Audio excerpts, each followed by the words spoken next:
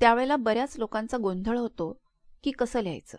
म्हणजे कसं, म्हणजे समजा मी असं म्हणाले की 79 लिहायचेत, तर आपल्याला कसं वाटतं की 82 म्हणजे 8वर 2, 83 म्हणजे 8वर 3, 87 8वर 7.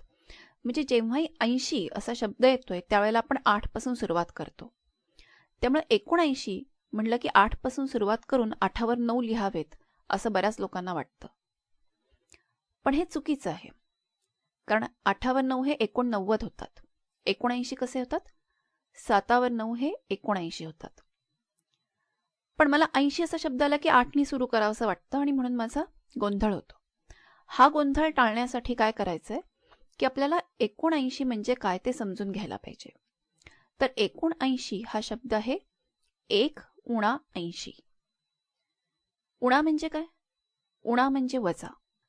म्हणजे 80तून 1 वजा केला म्हणजेच 1 उणा 80. 80तून 1 उणा केला की तो 79 झाला.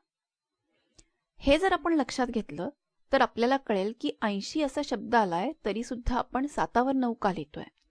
79 म्हणजे 80ला 1 कमी असं लक्षात ठेवलं तर आपण बरोबर लिहू. अजून एक उदाहरण आहे. समजा मला 29 लिहायचे असतील तर हे दोन्ही जे मी इथे लिहिलेले अंक आहेत हे 34 आहेत आणि 35 आहेत.